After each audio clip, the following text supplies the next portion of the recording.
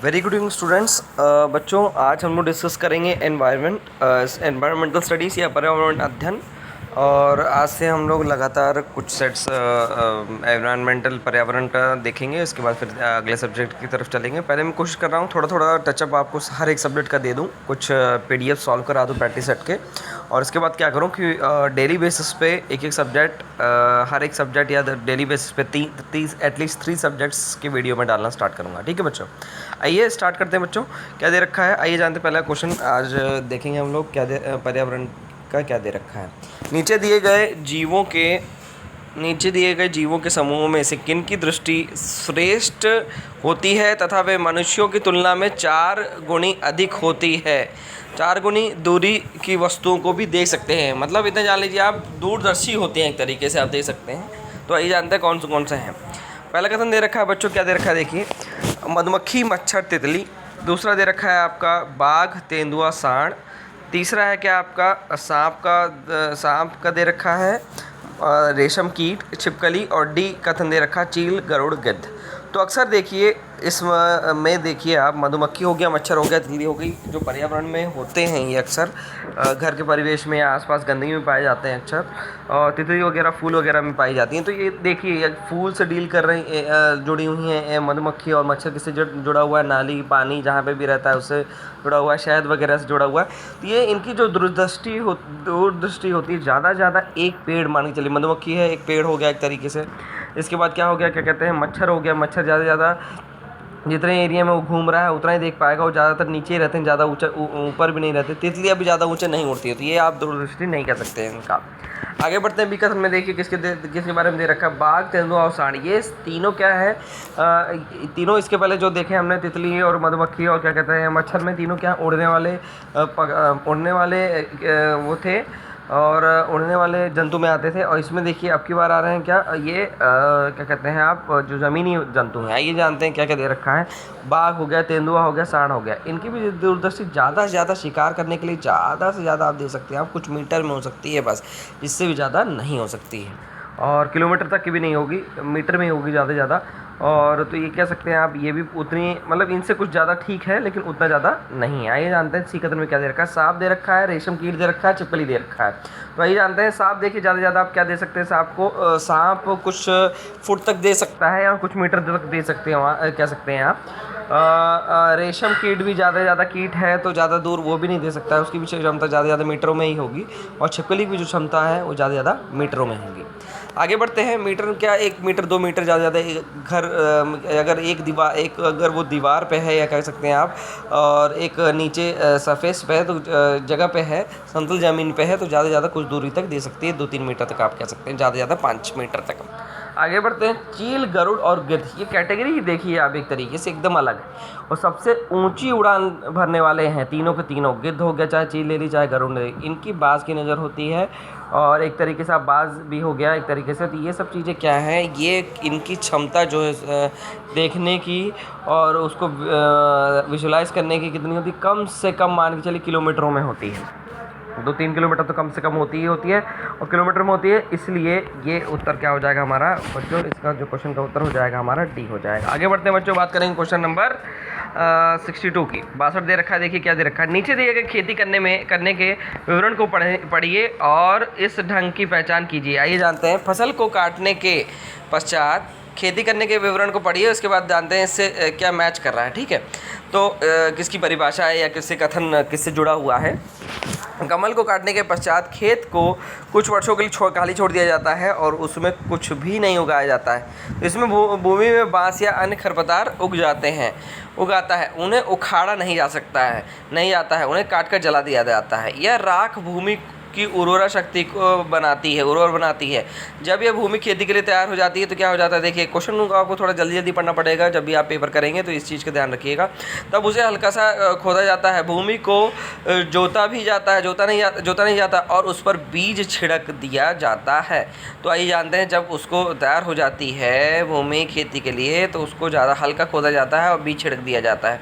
तो आइए जानते हैं ए सिंचाई खेती, दूसरा इसे क्या कहते हैं सहकारी खेती कहते हैं, तीसरा झूम खेती कहते हैं, या इसे सीढ़ी नुमा खेती कहते हैं। तो इसे क्या कहते हैं बच्चों, इसे झूम खेती कहते हैं, क्योंकि इसमें इतने जान लीजिए आप, जब भी आप किसी चीज़ को खरपतवार को जला करके जब उसके बाद उसके ऊपर उसको हल्का सा खोद के उसके अंदर बीज छिड़क दे रहे हैं, तो इस टाइप की खेती जो कहलाती है हमारी झूम खेती कहलाती है। इंग्लिश में झूम फार्मिंग कहते हैं इसे।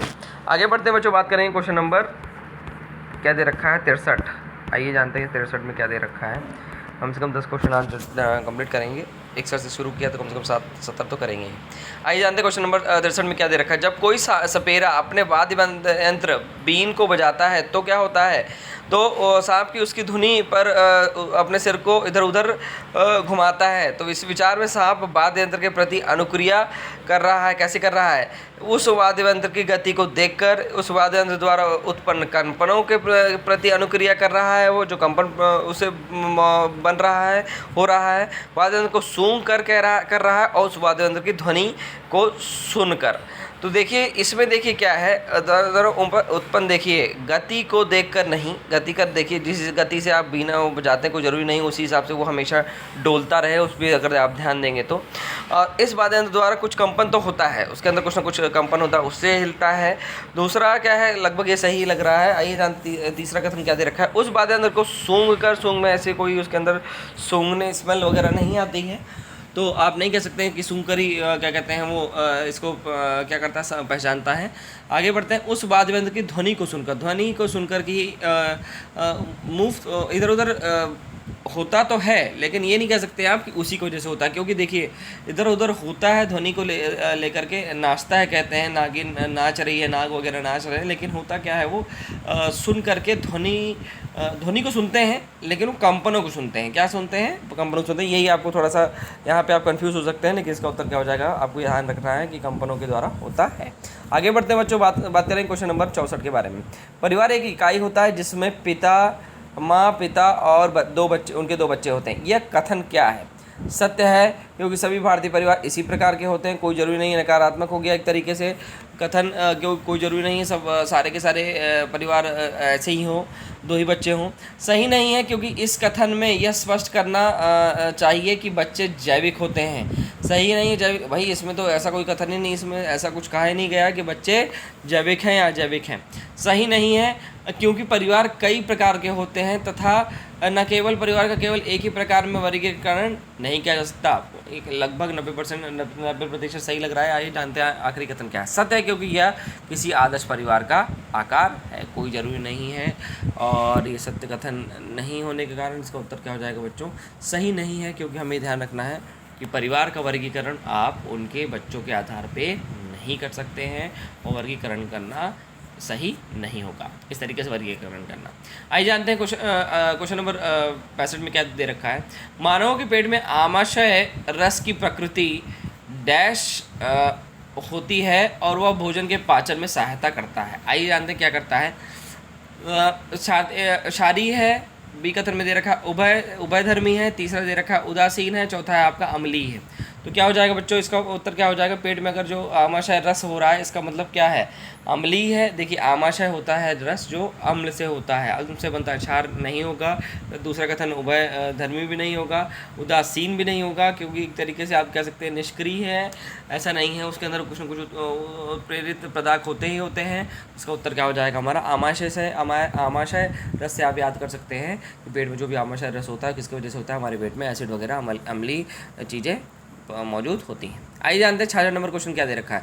कक्षा 3 के एक शिक्षक ने अपने बच्चों को पेड़ पौधे निम्नलिखित पेड़ पौधों की पत्तियां के विभिन्न वर्गों को में वर्गीकृत करने के लिए कहा, जैसे नींबू, आम और तुलसी, पुदीना, नीम, केला आदि। कुछ विद्यार्थियों ने पत्तियों का वर्गीकरण इस प्रकार किया कि दवाओं के गुणों वाली पत्तियाँ और दवाओं के गुणों से रहित पत्तियाँ, और क्या कहते हैं बड़ी पत्तियाँ और छोटी पत्तियाँ। और कुछ लोगों ने क्या किया, दवाओं के गुणों के हिसाब से किया, गुण रहित पत्तियाँ, गुण नहीं रहित पत्तियाँ, और क्या कहते हैं इसके बाद बड़ी पत्तियाँ, छोटी पत्तियाँ में वर्गीकरण किया। कुछ बच्चों ने क्या किया, शिक्षक ने समूह को सही माना और समूह को बी को गलत मान लिया। जिसमें बड़ी छोटी कहा उसको गलत मान लिया और पहले वाले को सही मान लिया।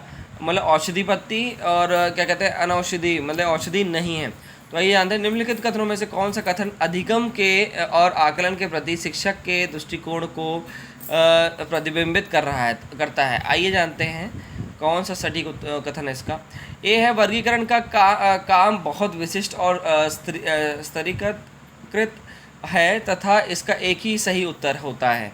तो आप ये पूर्ण रूप से कह सकते हैं कि वर्गीकरण तो एक ही तरीके से सही हो सकता है। ये नहीं है कि आप कई चीज़ों में वर्गीकरण कर रहे हैं, बड़ी छोटी काली मोटी या हरे उसके रंग के हिसाब से, उसके सूखेपन के हिसाब से आप वर्गीकृत नहीं कर सकते हैं।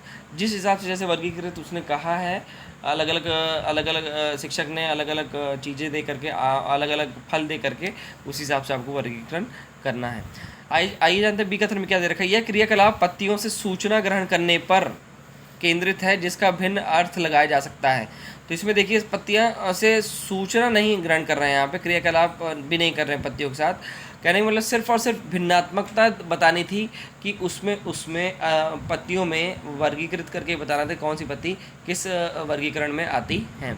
ये भी कथन आपको पूर्ण रूप से सही नहीं होगा। पहला वाला कुछ आता सही लग रहा है। आइए जानते हैं सी कथन में क्या दे रखा है। बच्चे बहुत प्रकार के संदर्भों को कक्षा में ले आते हैं और जिसकी सराहना होनी चाहिए। बहुत प्रकार के संदर्भों को कक्षा में ले आते हैं, इसकी सराहना करनी चाहिए, सराहना नहीं होनी चाहिए। सिर्फ और सिर्फ आपको ये वर्गीकरण जो काम करने के लिए दिया गया, वर्गीकरण करने के लिए दिया गया है, तो आप ये नहीं आप प्रोत्साहन दे रहे हैं, लेकिन प्रोत्साहन देने के साथ साथ आपको ये ध्यान रखना है वर्गीकृत किया कि नहीं किया। अपने अनुभव पर निर्भर करते हुए बच्चे वर्गीकरण बहुत से तरीके का उपयोग कर सकते हैं। बिल्कुल सही है, लेकिन आप एक शिक्षक होने के नाते, एक शिक्षिका होने के नाते आपको क्या करना है, उनको सिखाना है। और बच्चे इसलिए आते हैं कि उस चीज़ को सीख सकें, तो आपको उसको अच्छी तरह से वर्गीकृत करके आपको अच्छी तरह से उनको ज्ञान प्रदान करना है। तो इसका उत्तर क्या हो जाएगा बच्चों? एक ए हो जाएगा। वर्गीकरण काम बहुत ही विशिष्ट है और इसे स्तरीकृतता से सही उत्तर के साथ करना चाहिए। आगे बढ़ते हैं बच्चों, इसका उत्तर क्या हो जाएगा हमारा? ए कथन हो जाएगा। आगे बढ़ते हैं क्वेश्चन नंबर 67 की तरफ। पर्यावरण अध्ययन की अपनी कक्षा में समूह क्रिया कलाप का निर्माण करते हुए निम्नलिखित विचारों में से किनका ध्यान रखेंगे। आइए जानते हैं पर्यावरण अध्ययन के दौरान आपको कक्षा में क्रियाकलाप अगर हो रहा है, कोई ना कोई क्रिया हो रही, तो किस चीज़ का ध्यान रखना है? बच्चे की रुचियों का ध्यान होना चाहिए, बिल्कुल होना चाहिए, बिल्कुल से होना चाहिए।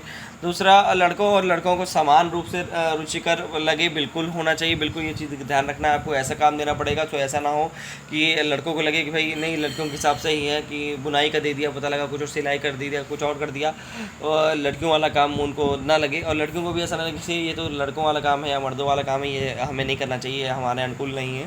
तो ऐसा नहीं होना चाहिए, दोनों का अनुकूल होना चाहिए। बिल्कुल सही है। आइए जानते हैं इसमें सी में क्या दे रखा है। इसमें मूल्यवान सामग्री लगी हो, कोई ज़रूरी नहीं है इसमें मूल्यवान सामग्री लगी हो, पत्तियां हो या जो भी हो। क्रियाकलाप में देखिए हमें ध्यान रखना पड़ता है कि ज़्यादा मूल्यवान भी चीज़ें ना हो। बिल्कुल अगर जैसे मूल्यवान चीज़ें हैं, पता लगा जो कार्य कर रहे हैं, कार्य अपनी जगह पर रह गया और जो है कोई और बातें हो गई और उसकी वजह से नुकसान वगैरह हो गया। आइए जानते हैं डी कथन में क्या दे रखा है। सभी, तो ये पूर्ण रूप से सही नहीं लग रहा है सी कथन हमारा। सभी धार्मिक और सांस्कृतिक पृष्ठभूमि के बच्चों को रुचिकर लगे। सभी धार्मिक, बिल्कुल सभी धार्मिक और सांस्कृतिक बच्चों को ये भी ध्यान रखना है आपको, उनकी संस्कृति, उनके धर्म के खिलाफ ना हो वो चीज़ जो भी आप क्रियाकलाप देना चाह रहे हैं। और तो ये उसका उत्तर क्या हो जाएगा हमारा?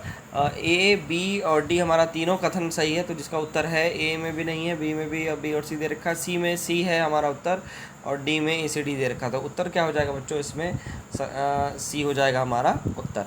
आगे बढ़ते हैं बच्चों, बात करेंगे 68 नंबर क्वेश्चन की, 68 क्वेश्चन नंबर की। आइए जानते हैं क्या दे रखा है। निम्नलिखित में से कथन पर्यावरण अध्ययन में सामूहिक रूप से क्रियाकलापों में संलग्न शिक्षकों और विद्यार्थियों के पक्ष में तर्क प्रस्तुत करते हैं। केवल एक कथन को छोड़कर वह कथन कौन सा है? आइए जानते हैं। ना, नहीं कहा है, नहीं कहा है, इस चीज़ को ध्यान रखिएगा।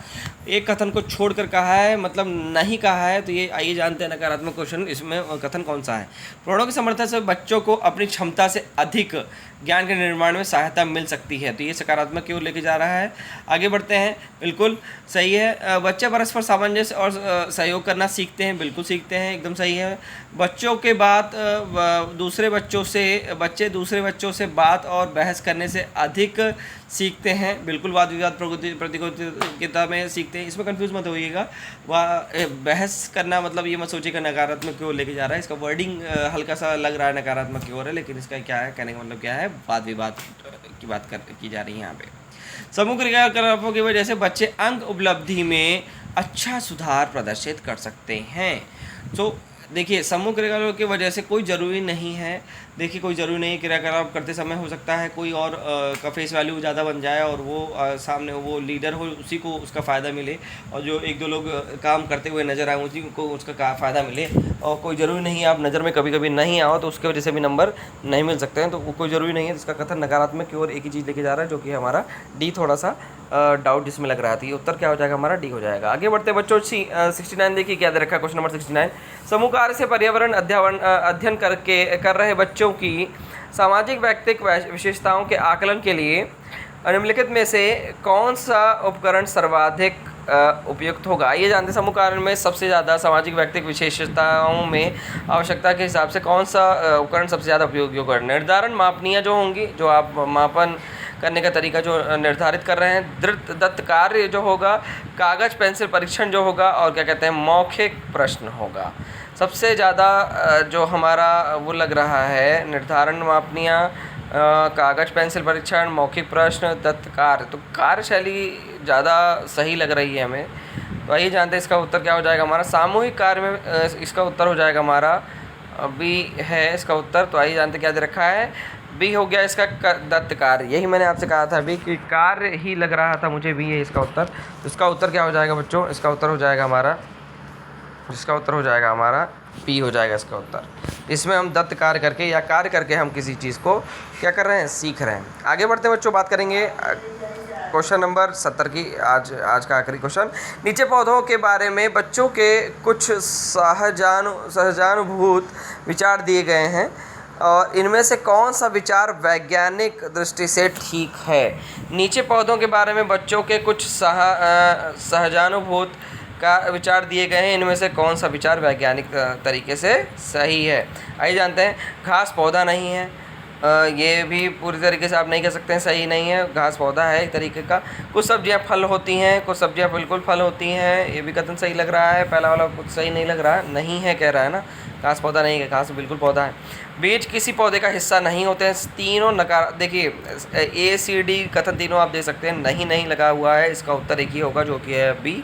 आइए जानते हैं। बीज किसी पौधे का हिस्सा नहीं होता है और बिल्कुल ऐसा नहीं है, गलत दे रखा है। और किसी पौधे में देखिए बीज तो अक्सर होता ही होता है। गाजर और बंद गोभी पौधे नहीं है, बिल्कुल पौधे हैं भाई।